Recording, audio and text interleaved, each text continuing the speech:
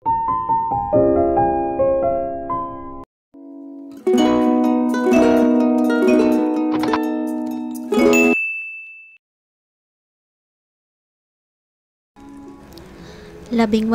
gulang si Kitty nang bawian ng buhay. Bunso ang dalagita sa 4 na magkakapatid. Nauna si Ana na bawian ng buhay matapos ang isang aksidente. Si Kitty ay nakomatos, ngunit makaraan ng ilang araw ay magkatabi na ang mga puntod ng matalik na magkaibigan na kapwa nasawi. "Kitty anak, bakit mo kami iniwan, anak?" Mas malakas ang iyak ng ina ni Kitty. Dapit hapon na at isa-isa nang nag-alisa ng mga nakikipaglibing. Maging ang pamilya ni Kitty ay naglakad ng palayo sa puntod. Nauna sa paglalakad ng kanyang ama't ina, ang 2 kapatid na lalaki, ang panganay na kapatid na si Pamela na bagong panganak at karga ni Manang Puring. Ang sanggol na anak ni Pamela na si Lynn ay halos mag-iisang linggo pa lamang. Sa loob ng sasakyan ng pamilya Manalo, umiyak ng umiyak ang sanggol na si Lynn. Walang patid na palahaw. Hindi maunawaan ng buong pamilya kung bakit bigla na lamang nag-iiyak ang sanggol. Ginawa nila ang lahat ng paraan upang mapatahan ng bata. "Parang alam niya ang nangyari, ano?" wika ni Manang Puring, ang kasama sa bahay ng pamilya Manalo. "Sabi na kasing huwag nang isama dito ang bata," nagrereklamong wika ng ama ng sanggol. Nag-start ito ng makina ng sasakyan. Hindi agad umandar ang makina, kaya't inulit nito. Mas malakas, mas umingit ang makina. Kinuha ni Pamela ang anak mula kay Manang Puring. Ito na lang ang huli nilang pagkikita. Hindi na nga niya nakilala ang kanyang tita Kitty. Lalong tumindi ang pagpalahaw ng sanggol. Wala silang kamalay-malay na ang palahaw nito'y umaabot hanggang sa puntod ni Kitty at Ana. Hindi mapatahan ng sanggol anuman ang kanilang gawin. Pang-aalo dito. Hawak ni Mrs. Manalo ang kwintas ni Kitty. Tanging alaala na iniwan sa kanila ng namayapang anak. May kung anong puwersa ang hindi maipaliwanag ni Mrs. Manalo at isinuot niya ang kwintas na iyon sa sanggol na si Lynn. Agad namang tumahan ng bata at nakatulog na rin ito. "Mula ngayon, ikaw na ang munti naming Kitty. Lynn, hindi siya mamamatay dahil patuloy siyang mabubuhay sa katauhan mo." "Ma," naunawaan ni Pamela ang pinagkakaganoon ng kanilang ina. Batid ni Pamela kung gaano kamahal ni Mrs. Manalo ang bunso at ang kumapit sa isang paniniwalang buhay pa si Kitty sa katauhan ni Lynn. Ang tangi nitong magagawa upang makasurvive at makayanan ang dumating na dagok sa pamilya dulot ng maagang paglisan ng kanilang pinakamamahal na bunso. Tuluyan nang nilisan ng mga taong nakikipaglibing ang sementeryo. Maging ang pamilya Manalo ay umalis na rin. Wala nang katao-tao sa buong paligid ng sementeryo maliban sa isang batang lalaki. Nakatanghod pa rin sa libingan ni Kitty at Ana. Nakatitig sa 2 puntod ang batang lalaki. Malalim ang mga mata, matalim ang tingin. Baka ang matinding puot sa inosenteng mukha nito. Bakas, matinding puot sa inosenteng mukha nito. Binasa ang 2 pangalang nakaukit sa lapida. Ana and Kitty Manalo. Buhay pa siya. Bulong ni Daniel, bulong na animoy nagmumula sa ilalim ng hukay. Humangin ng malakas sa buong paligid. Malakas na hangin na tila nagbabadya ng panganib at pagbabanta. Unti-unting lumitaw si Ana sa likuran ni Daniel, isang dalagitang may mahabang buhok, malamlam na mga mata at malungkot na mukha. "Daniel, hayaan na lamang natin siya. Inilibing na siya. Nasa puntod na iyan ang katawan niya." Basag ang tinig ni Ana. Humahalo sa hangin at tila naging panaghoy ang tinig na iyon. Katawan na lamang niya ang nakabaon sa puntod na iyan. Wala na ang kanyang espiritu at kaluluwa. Pero wala na siya. Hindi na natin alam kung nasaan na siya. Siya ang may kasalanan ng lahat. Siya ang dahilan ng lahat. Walang kasalanan si Ate Kitty. Huwag niyo siyang sisihin. Hindi totoo yan, Ana. Hindi totoo yan. Pero hayaan na natin si Ate Kitty. Umalis na tayo dito.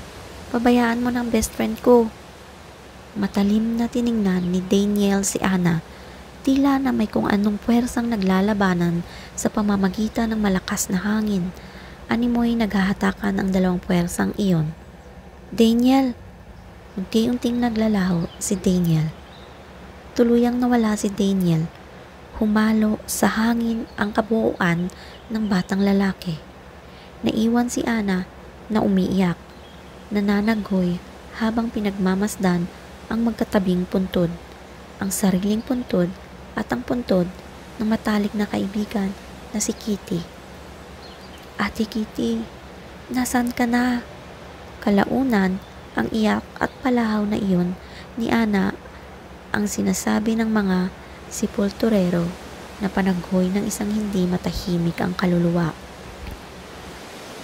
Panaghoy ng isang dalagitang gabi-gabi raw na naririnig sa sementeryong iyon. Umuungol si Lynn at ginising siya ni Pamela. Nagmulat ng mata si Lynn. Ma'am? Nakasakay silang mag-ina sa kotse at nakatulog si Lynn. Saglit lang, pero dinalaw na naman siya ng isang panaginip. Umuungol ka, sabi pa ni Pamela. I'm dreaming again, ma'am. It was the same dream that keep haunting me, sabi niya sa ina. Hindi masyadong pinansin ng ina ang sinabi ni Lynn. Muli nitong ibinaling ang atensyon para pagmasdan ang lugar na dinaraanan. Humilig si Lynn sa sandalan ng sasakyan. Narinig niya na kinakausap ng ina ang driver na si Mang Leoncio. May ibinigay itong instruction. Sasakyan iyon ng pinsan ng ina na nag-imbita sa kanila at ipinagagamit muna habang nasa Pilipinas sila. Driver din ng pinsan ng ina, si Mang Leoncio. Pumikit siya. Pilit niyang kinalimutan ang mga bagay na madalas niyang napapanaginipan. Hindi maintindihan ni Lynn, pero nitong huling araw, matapos siyang tumuntong sa edad na 15, ay madalas na siyang managinip. Sementeryo, batang lalaki, dalagitang babae, kalye at isang malagim na aksidente. Iba-ibang eksena, magulo. Hindi magkakaugnay, pero iyon at iyon din. Nagsimula ang lahat sa gabi ng kaarawan niya. Nagtataka siya kung bakit. Nasa Canada pa lamang sila noon at ngayon tila sinusundan siya hanggang sa pagdating niya ng Pilipinas. Huminto sa tapat ng ancestral house ng mga Manalo ang kotse. Bumaba sa sasakyan ang mag-inang Pamela at Lynn. Nanggaling ng Canada ang pamilya ni Lynn. Kasama niyang nagpabalikbayan ng ina habang ang ama at kapatid na lalaki ay nakatakdang dumating sa susunod na linggo. Mula nang mamatay si Kitty ay nagpasyang mag-migrate ng ibang bansa ang buong pamilya Manalo dahil matagal na silang nakapetisyon. Ang kasama sa bahay na si Mang Manang Puring ang naging katiwala sa bahay ng mga Manalo. Nagbalikbayan sila dahil ikakasalang isang kamag-anak kung saan aabay si Lynn. Bagamat may pagkaslang magsalita, si Lynn ay mataas ding magtagalog dahil lumaki siyang kasama ang buong pamilya, mga pinsan at maging ang kanyang lolo't lola. Walang ipinagbago ang old house ng mga Manalo, maliban sa mas mukhang niluma ito ng panahon. Iginala ni Pamela ang paningin sa buong paligid. Naroon pa rin ang garden ng ina na inalagaan ni Manang Puring. Ang patio, ang gate na kalawangin na iniligtas ng pintura, ang pinturang nara ng mga lumang bintana. Sa loob ay naroon ang mga upuan at mesang yari rin sa nara. Sinalubong sila ni Manang Puring. Pamela, kamusta na ho? Manang Puring, bati ni Pamela sa katiwala ng bahay. Eto, wala pa ring pagbabago. Natigilan si Manang Puring na makita si Lynn. Kitty? Nagtaka si Lynn kung bakit siya tinawag ni Manang Puring na Kitty. Napasulyap siya sa ina, naghihintay ng paliwanag ang mga mukha niya. Napilitan si Pamela na magsalita. Siya si Lynn, Manang Puring. Siya na si Lynn? Marahang tango ang naging kumpirmasyon ni Pamela. Kamukhang kamukha siya ni Kitty. Noon lamang sa tanang buhay ni Lynn narinig ang pangalang Kitty. Walang nababanggit ang ina o isa man sa kanyang kapamilya na mayroon siyang kamukha na nagngangalang Kitty. Magpapahinga na kami, Manang Puring. Kumain na kami, kaya bukas ka na ngang umaga. Maganda ng pagkain. Bilin ni Pamela sa matandang babae. Magtatanong pa sana si Lynn sa ina tungkol kay Kitty, subalit inunahan na siya nito. Magpahinga ka na, bukas na tayo mag-usap. Tumambad sa paningin ni Lynn ang isang malaking painting ni Roberto J. Manalo. Ang sinasabing pagpapatayo at may-ari ng bahay ang lolo sa tuhod ng kanyang ina, si Pamela. Sa isang silid siya inihatid ni Manang Puring. Maingat na binuksan ni Manang Puring ang pinto. Umingit pa iyon. Hindi masyadong binubuksan ang silid pero malinis ang loob. Walang alikabok at bagong palit ang kobrekama at punda ng unan, pati kurtina. Ito ang silid ni Kitty. Ikaw na muna ang gumamit nito. Iginala ni Lynn ang mga mata. Punong-puno ng laruan ang silid. Manika, stuffed toy at kung ano-ano pa. Magical ang silid kung pagmamasdan. Parang batang babae ang nagmamay-ari ng silid. Where's Kitty, Manang Puring? Is she here? Ano? Nabigla si Manang Puring na tanong ni Lynn. Napangiti si Lynn. Naalala niya ang bili ng ina na kapag kakausapin niya si Manang Puring ay kailangang magtatagalog siya. What I mean is this, Kitty, asan siya? Nagtaka si Manang Puring sa pagtatanong niya. Hinahanap mo si Kitty? This is her room, right? Is it okay if mag-share kami ng room? Noon tila naintindihan ni Manang Puring ang lahat. Hindi ba sinasabi sa'yo ng mami mo? About what? Nasa mga mata niya ang pagtataka. Matagal nang patay si Kitty. Nabigla si Lynn. Matagal nang patay si Kitty? Tanong niya sa isip. What? You mean she's dead? Oo, hindi mo alam. Umiling si Lynn. Nagpakawala ng malalim na buntong hininga si Manang Puring. Nahulaan itong hindi sinabi ni Pamela sa anak ang tungkol kay Kitty. Nagpasya na lamang si Manang Puring na huwag nang magkwento ng ano paman kay Lynn. Magpahinga ka na. May itatanong pa sana si Lynn, subalit tinalikuran na siya ni Manang Puring. Inalapat nito ang pinto at nasarahan na iyon. Naiwang mag-isa sa loob ng silid si Lynn. Pinagmasdan ni Lynn ang buong silid. May nakita siyang larawan na nakasabit sa dingding. Isang batang babae na tansya niya'y nasa 10 taong gulang. Hindi niya kilala o nakilala. Hindi niya mamukhaan. Maganda ang batang babae, puno ng buhay. May kislap ang mga ngiti sa mata. Naisip niyang marahil ay iyon ang tinutukoy ni Manang Puring na si Kitty.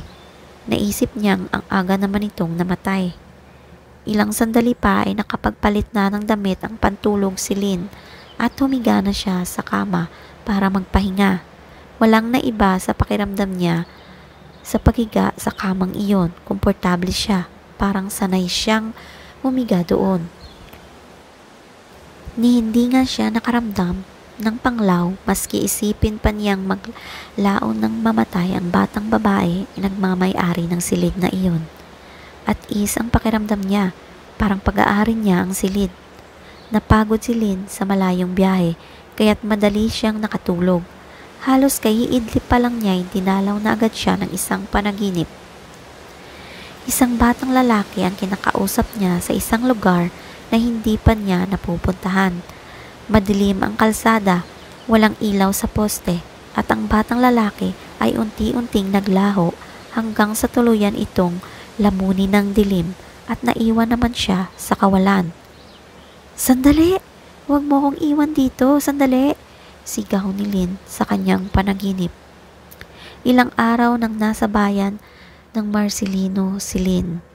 Umalis ang kanyang ina at naiwan siya sa bahay na si Manang Puring lang ang kasama. Nagpasya siyang maglakad-lakad ng hapong iyon para maging pamilyar sa lugar. Papunta siya ng isang 24-hour convenience store na mayroon sa lugar nila. Huminto siya sa isang kalsada. Binasa niya kung anong kalye iyon. 13th Street ang nasa poste. Dadaanan niya ang 10th Street hanggang 12th Street sa kanyang paglalakad at ang 13th Street ang pinakahangganan ng mga kalyeng may mga bahay-bahay dahil tumagos na iyon sa pinaka main road ng lugar. Walang traffic light o maski pedestrian lane. Kahit sabihin pang main road ang tatawiran niya. Nagpalingalinga muna siya para matiyak kung walang sasakyang dumaraan bago siya tumawid. Tatawid na sana siya nang biglang may umawat sa kanya. "Huwag kang tumawid, masasagasaan ka." Nabigla si Lynn sa boses ng isang batang lalaki. Isang malaking truck na rumaragasa at mabilis na tumatakbo ang bigla na lamang sumulpot sa nasabing kalsada. Nakinita-kinita ni Lynn na kanyang balintanaw ang isang malagim na eksena. Tumawid daw siya. Sumalpok daw siya sa truck. Napapitlag si Lynn. Nahimasmasan. Nilingon niya ang batang lalaki para pasalamatan sa naging paalala nito. Pero iglap lang at wala na ang batang lalaki. Nagpalingalinga siya. Nagtataka siya kung bakit bigla na lamang nawala ang batang lalaki. Nakatitiyak siyang may nagbabala sa kanya. Hindi siya namamalikmata lamang. Matagal nang nakatayo si Lynn ay hindi pa rin siya tumitinag. "Naku si Lynn, Mariosep na bata ka!" Malakas ang sigaw ni Manang Puring na makita siyang nakatayo. Mahangos si Manang Puring sa paglapit sa kanya. "Ano bang nangyari sa iyo?" "Why, Manang Puring, kanina ka pa namin hinahanap ng mami mo. Hapon pa nang magpaalam ka at maggagabi na ay hindi ka pa umuuwi. San ka ba nagpunta, bata ka?" Ako tuloy ang napagalitan. "Bakit daw kita pinabayaang umalis mag-isa?" Dire-diretso ang litanya ni Manang Puring. Noon, na-realize ni Lynn na madilim na ang lugar kung saan siya nakatayo. Para siyang na time-space warp. Nawalan siya ng konsepto ng oras. Nawala siya sa sarili. Basta ang alam niya ay nakatayo siya sa kanto ng 13th Street at hindi niya alam kung paano lumipas ang oras nang hindi niya namalayan. "Manang, how come? Halika na, umuwi na tayo." Agad siyang hinawakan ni Manang Puring upang iuwi na siya. Naglakad na sila papalayo sa nasabing lugar. "At saka ano bang ginagawa mo sa lugar na yan? Maraming na aksidente dyan." Tinanong pa siya ni Manang Puring. "Ano nga bang tawag nila doon? Accident prone ba iyon?" "Accident prone?" "Oo, dyan nga na aksidente si Kitty." Natigilan sa paglalakad si Lynn. May kung anong puwersang humahatak sa kamalayan niya. Umiikot, puwersang tila ipo-ipong humuhugot sa diwa niya. Napatili si Manang Puring nang bumagsak si Lynn at nawalan ng malay. Nanaginip na naman si Lynn. Kausap niya ang isang batang lalaki sa kalye. Marami itong kwento sa kanya. "Naniniwala ka ba sa multo, ate?" "Hindi." "Bakit hindi?" Hindi niya nagawang sagutin ang katanungan ng batang lalaki. Hindi niya alam kung bakit hindi siya naniniwala sa multo. Basta't hindi lang siya naniniwala. Ang dami-daming nasagasaan dito. Lahat namatay. Iginala ni Lynn ang mga mata sa paligid. Madilim ang kalsada. May kung anong bumabalot na hiwagang nagtatago sa dilim. "Bakit ka palagi nandito?" tanong ng batang lalaki. "Ako?" Nagtaka si Lynn kung bakit sinabi iyon ng bata sa kanya. Gayong noon lang niya napuntahan ang lugar na iyon. Madalas kang magpunta dito. Lagi kitang nakikita dito, sabi pa sa kanya ng batang lalaki. Hindi, ngayon lang ako nakapunta dito. Kilala mo ba si Ate Kitty? Kitty? At saka si Ana. Ngayon ko lang narinig ang pangalan nila. Sinungaling ka pala? Bigla-biglang nagalit ang tinig ng batang lalaki. Natigilan siya dahil sa galit na tinig ng batang lalaki. Tiningnan niya ang batang lalaki dahil magpapaliwanag pa siya. Ngunit walang mukha ang batang lalaki. Blanko. Napatili ang malakas si Lynn. Buong akala ni Lynn ay tumitili siya. Ngunit umuungol lamang siya. Malakas na ungol. Gising na siya. Narinig ni Lynn ang boses ni Manang Puring. Unti-unting nagmulat siya ng mga mata. Nakita niya ang ina na labis na nag-aalala ang mukha. Lynn, Mom, what happened? You passed out?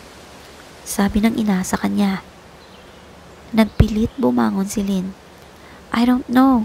Maski paano'y nakahinga ng maluwag ang ina nang matauhan at makabangon na siya. Kaaalis lang ng doktor na ipinapatawag ko. Siguro raw ay napagod ka lang. Agad namang sumingit sa usapan si Manang Puring. Ano ka ba namang bata ka? Tinakot mo ako kanina. Mabuti na lang at dumating si Mang Leoncio dahil hinahanap ka rin at natulungan akong isakay ka sa kotse. Wala nang natatandaan si Lynn. Ang huling pagkaalala lamang niya ay nasa isang kalye siya at nakatayo siya doon ng matagal. Kung gaano katagal ay hindi niya alam. Sabi ng doktor ay normal naman ang heartbeat mo. Medyo namumutla ka lang daw. Baka napagod ka lang or what? Hindi ka ba masyadong nakatulog mula nang dumating tayo dito? Hindi niya masabing hindi siya nakatulog dahil nananaginip siya. Ngunit sa kanyang panaginip, gising na gising naman ang diwa niya. Pero bukas ay pupunta tayo sa ospital at ipapacheck up kita. Mom, is there something wrong with me? Nagtaka ang ina sa tanong niya. What do you mean? Ano bang nararamdaman mo? Si Lynn, anak. Umiling siya. Wala naman. Wala naman siyang nararamdamang sakit sa katawan. Hindi naman siya nangihina para isipin niyang may sakit siya. Basta't ang alam lang niya ay lagi siyang nananaginip at tila laging may humahawak sa kanya sa pagtulog. Are you hungry? Padadalhan kitang na makakain kay Manang Puring. Hindi na, Mom. I'm not that hungry. Better later I'd like to catch some fresh air. Naisip niyang baliwalain na lang ang lahat ng nararamdaman. Marami siyang katanungan. Marami siyang pinagtatakhan. May kung anong takot na bumabalot sa buo niyang pakiramdam. Hindi niya alam kung ano, pero naisip niyang baliwalain ang lahat para hindi mag-alala ang ina. Bukas darating ang mga pinsan mo. Hindi ka ba naiinip ng bahay? Kaya tiyak na may enjoy mo ng buong stay natin dito sa Pilipinas. Okay, Ma'am. Iniwanan na siya ng ina sa loob ng silid ni Kitty. Hindi siya mapakali. Ayaw siyang dalawin ng antok. Nagpasya siyang lumabas ng silid para kumain. Nakaramdam na siya ng gutom. Nagpunta siya sa kusina. Manang? Oh, andyan ka na pala, bati ni Manang Puring. Nagugutom ka na? Nagluto ako ng nilagang baka, humigop ka ng mainit na sabaw. Mabuti iyon para sa iyo. Umupo si Lynn at hinintay na ipaghain siya ni Manang Puring. Manang, kamukha ko ba talaga si Kitty? O bakit mo naman naitanong yan? Just curious. Sabi mo kamukha ko siya. Oo, how come? I'm 15 and yet she's only around 10 when she's died. Hindi mo naman ako nakita nung 10 years old ako ah. Umupo sa isang bakanting upuan si Manang Puring. Nagtatakang humarap sa kanya. Hindi siya namatay noong 10 years old siya. Kanino mo yan narinig? The picture in her room. I assume iyon ang huling larawan niya. Umiling si Manang Puring. Bakit kaya hindi kinuwento sa iyo ng mami mo ang tungkol kay Kitty? Naging malaking palaisipan kay Manang Puring ang katotohanang itinago kay Lynn. What about her? Is she my cousin ba? Usisa ni si Lynn sa matandang babae. Hindi, umiling si Manang Puring. Kapatid siya ang bunso ng mami mo. Natigilan si Lynn nang marinig ang sinabi ni Manang Puring. And she's my aunt? Oo, kaya nga ako nagtataka bakit hindi kinuwento ng mami mo ang tungkol sa auntie si Kitty mo. Wala ka talagang alam tungkol sa kanya, ano? Honest, wala talaga. Narinig pa ni Lynn ang pagkawala ng malalim na buntong hininga ni Manang Puring. Namatay siya sa isang aksidente noong 18 anyos siya. Kasing edad mo siya halos ngayon. And she's at my age when she died? Oo, namatay siya ng araw sa oras ng ipinanganak ka. Iyang suot mong kwintas, regalo iyan ng lola mo sa kanya. Noong huling birthday niya, isunuot yan sa iyo ng lola mo sa araw ng libing ni Kitty. Kinapa ni Lynn ang suot-suot na kwintas. This one? Oo. At huhulaan ko na hindi rin nila sinabi sa iyo na kay Kitty iyan. I don't know. I don't even remember. Basta alam ko, akin ang kwintas na ito. Hindi ko ito inalis kahit kailan. Talagang kamukha mo si Lynn. Kamukha mo si Kitty. Noon, nakita nga kita, akala ko nabuhay si Kitty. Tuluyang nawala ng sasabihin si Lynn dahil sa sinabi ni Manang Puring. Kung hindi nga lang sinabi sa akin ng mami mo na ikaw si Lynn, akalain ko na nagmumulto si Kitty. Manang, kinikilabutan naman ako sa sinasabi mo. Ako nga rin, nung una kitang makita, yan ang naramdaman ko. Ano kayang dahilan ni na mami at hindi nila kinuwento sa aming magkakapatid ang nangyari kay Aunt Kitty? Ang lola at lola mo ba walang naikwento sa'yo? Before grandma and grandpa died, they didn't tell me anything about Aunt Kitty.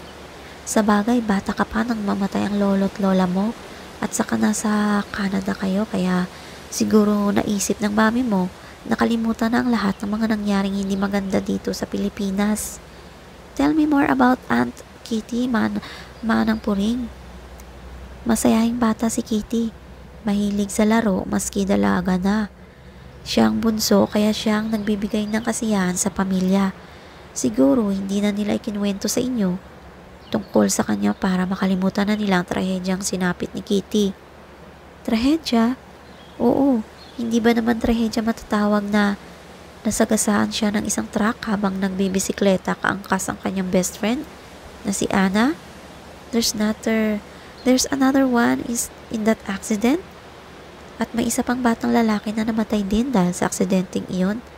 3 silang namatay sa kalsada na iyon na halos sabay-sabay. Matinding kilabot ang gumapang sa buong katawan ni Lynn. Pakiramdam niya'y nanlalamig siya at tila nagyayelo ang buong paligid. Ngayong walang kahangin-hangin. Biglang tumunog ang telepono. Malakas na malakas ang tunog dahil old style pa ang aparato. Nagdagdag iyon ng matinding kabog sa dibdib ni Lynn. Mahangin at malamig ang simoy ng hangin sa Barangay Paseo, bayan ng Marcelino ng hapong iyon. Perfect timing para maglaro sa labas at magbisikleta. Sumakay si Kitty sa kanyang bike sa harap ng kanilang bahay. May kalumaan na ang kanilang bahay ngunit kitang-kita sa itsura nito ang kanyang kinalakhang pamilya ay may kaya. Old style na ang kanilang bahay na ipinatayo noon pang 1934. Maririnig ang hangin, ang kalampag ng hangin sa bubong sa tuwing dadaan ng malakas na hangin buhat sa silangan. Makalawang na rin ang gate at maging ang plate kung saan nakasulat ang numerong 24. Hindi lang ang mismong bahay ang luma, kundi pati na rin ang mga gamit sa loob nito. Kabilang na dito ang isang malaking painting ni Roberto J. Manalo, ang lolo sa tuhod ni Kitty. Siya ang nagpatayo ng bahay sa Kalye Mapini para gawing tirahan ng kanyang pamilya. Kapansin-pansin din ang punong nakatanim sa garden malapit sa gate. Hindi ito pinaalis ng kanyang lolo nang simulang gawin ng bahay kaya mag-iisandaang taong gulang na ang ito sa kinatatayuan. Misteryoso ang itsura ng bahay kung titingnan mula sa labas. Hindi lang dahil nakakatakot ang itsura nito mula sa labas, kundi ang tunog ng bukas na pinto at ang malakas na tunog ng telepono kapag may tumatawag sa kanila tuwing gabi. Pinatakbo ng mabilis ni Kitty ang bisikleta papaalis sa harap ng kanilang bahay. Patungo siya sa bahay ng kanyang kaibigan na si Anna. upang samahan itong magbisikleta. Nakagawian na nilang dalawa na magbike tuwing hapon ng Sabado at maglibot-libot sa plaza pag walang assignments. Mas pinabilis pa ni Kitty ang pagpedal sa kanyang bisikleta, kaya naman hinangin ang buhok at mas nakita ang kanyang kagandahan. "You're already 18 but you still look an 11-year-old. Ito ang mga salitang sinabi ng kanyang mama noong siya'y mag-18th birthday. Marami nang sumubok na manligaw sa kanya, ngunit kaagad niya itong tinatanggihan dahil sa isang rasong, "I'm still young and I just want to enjoy my youth." "Ana, tara na!" sigaw niya sa labas ng bahay ng kaibigan. Saglit lang at lumabas na ng gate si Ana. "Ikaw na lang dito sa harap. Ako na lang ang aangkas. Delikado kasi dyan sa likod. Baka ako pa ang sisihin pag may kung anong mangyari sa iyo." Bumaba sa bike si Kitty at pinaubaya ito kay Ana. Naglibot sila gamit ang bike ni Kitty ang nakaangkas sa likod. At si Ana naman ang nasa manibela. Ilang sandali pa'y huminto sila sa isang kalye at kasabay nito ang pagragasa ng isang truck sa kanilang harapan. Nagawa itong ihinto ni Ana, ngunit huli na ang lahat. Bumangga ang nguso ng truck sa unahan ng bike kung saan naroon si Ana at tumalsik naman si Kitty sa sidewalk ng kalye. Nagmulat ng mga mata si Kitty. Tumambad sa kanyang paningin ang maraming bangketa sa harap ng isang tindahan. Bumangon siya at pinagpag ang duming nasa katawan. Tinignan niya ang pangalan ng street at nabigla siya na makita ang pangalan sa posting kinatatayuan nito. Kalye 13. Wala namang kalyeng ganito. 13th Street ang basa dyan. "Ate Kitty." Nagulat si Kitty sa boses na narinig. Agad siyang tumalikod at nakita niya ang isang batang nakatayo sa kanyang likuran. Napaurong si Kitty. "Sino ka? Paano mo nalaman ang pangalan ko? Wala ka bang natatandaan sa mga nangyari?" Tanong ng bata sa kanya na parang wala itong narinig. Kumunot ang noon niya. "Anong sinasabi mo? Sa tingin ko ay wala kang natatandaan sa mga nangyari. Halika, sundan mo ako." "Wait, hindi mo pa sinasagot yung tanong ko. Sino ka? Nasaan ako?" "Ako si Daniel at ikaw ay nasa kalye 13. Teka, si Ana, nasaan siya?" Tanong ni Kitty. "Kaya nga sumama ka sa akin para malaman mo kung nasaan siya." Pagpupumilit ng bata sa kanya. Napasulyap si Kitty sa bike. "Nawasak na ito. Saan ka pupunta?" Tanong ni Daniel kay Kitty. "Hihingi ako ng tulong." Tumakbo si Kitty palayo sa batang lalaki. Nakarating sila sa bahay ni Ana, ngunit walang tao doon, kaya nagpasa siyang umuwi na sa kanilang bahay. Pumasok siya sa loob ng naglakad sa sala. Tahimik at malamig sa loob ng bahay, kaya ito'y nagbigay sa kanya ng ibang pakiramdam. "Mami? Kuya?" Naglakad siya papalapit sa kusina nang may biglang kumalabog mula sa master's bedroom sa itaas. Agad lumabas sa kusina si Kitty dahil sa narinig na kalabog mula sa second floor ng bahay. "Ma'am, nandyan ba kayo?" Dahan-dahan siyang umakyat ng hagdan. Bawat yabag ng mga paa niya ay tumutunog sa sobrang lutong ng kahoy dahil sa kalumaan. Pumasok siya sa loob ng master's bedroom at nagtawag. "Ma'am?" Napatalikod siya nang maramdamang may dumaan sa kanyang likod. Muling napaharap si Kitty sa kama at nagulat na makita ang isang matandang lalaki na kaupo dito. Pamilyar ang mukha nito sa kanya. "Sino kayo? At anong ginagawa niyo dito?" Hindi sumagot ang matandang lalaki. Naglakad palayo sa kanya. Hindi pa man lang siya nakakahuma nang tumambad sa paningin niya ang portrait sa wall ng lolo niya na malaon ng patay. Kamukha ng matandang lalaki na nakita niya. Inalihan siya ng takot. Gusto niyang sumigaw, pero muling nasa likuran siya si Daniel. Nasundan siya nito. "Sumama ka sa akin at malalaman mo ang lahat." Pumunta sila ni Daniel sa isang ospital na kinaroroonan ni Ana. Nilakad nila ang paselyo. Pababa na ang dalawa nang biglang masulyapan ni Kitty ang kanyang kuya Nestor na lumabas ng isang kwarto. Agad niya itong tinawag, ngunit parang hindi siya narinig nito. Pumunta si Kitty sa pinto ng kwarto. Nilabasan ng kanyang kuya. Lumapit sa kanya si Daniel at nagsalita. Akala ko ba gusto mong makita si Ana? Nagpumilit na pumasok si Kitty sa loob ng kwarto at nabigla sa nakita. Nakita niya ang sariling nakahiga sa kama at nakadextrose. Nakumatos ka dahil sa nangyaring banggaan kanina at malapit ka na ring mamatay.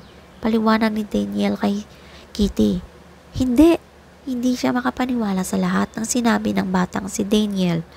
Ngunit dinala siya ni Daniel sa morgue. Doon nila nakita ang bangkay ni Ana. Nilapitan ito ni Kitty at tumabi sa bangkay ng kaibigan. Umiyak siya at niyakap ang bangkay nitong duguan. Hayaan mo, best friend. Hindi na tayo magkakaiwalay. Bulong ng isang babae mula sa kanyang likuran. Boses ni Ana. Umangat ang mukha ni Kitty sa isang kama kung saan may isang pangpatay na naroon. Tumambad sa paningin niya ang batang si Daniel. Iniwasan ng driver ng truck na tumawid na si Daniel. Pero nahagip pa rin ito at kasabay din ito sa pagbangga sa bisikleta nilang magkaibigan. Hindi siya naniwala sa kanyang nakikita. Dinaraya lamang siya ng kanyang paningin. Nagtatatakbo si Kitty.